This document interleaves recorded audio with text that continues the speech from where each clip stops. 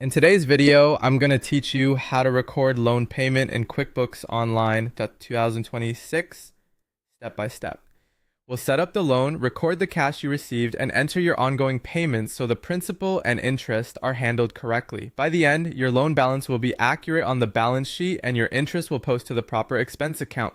Open QuickBooks Online and have your loan agreement or a recent statement handy so you know how much of each payment is principal versus interest. First, create the loan liability account that will track what you owe. Click the Settings gear, then choose Chart of Accounts and select New.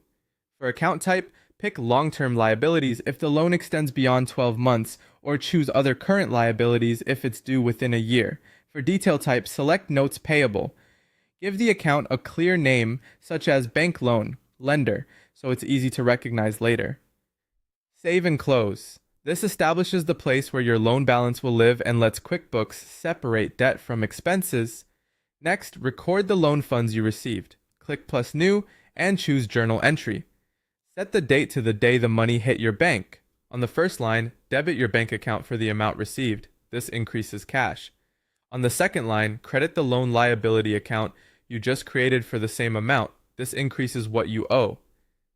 Add a memo like loan proceeds for future reference, then save and close. You've now matched the cash inflow to the corresponding debt. Finally, record each loan payment with the correct split between principal and interest.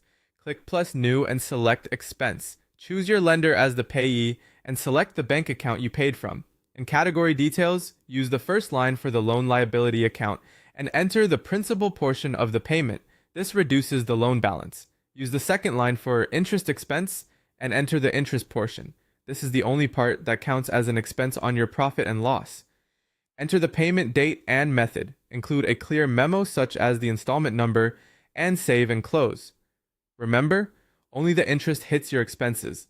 The principal simply lowers the amount you owe. That's it.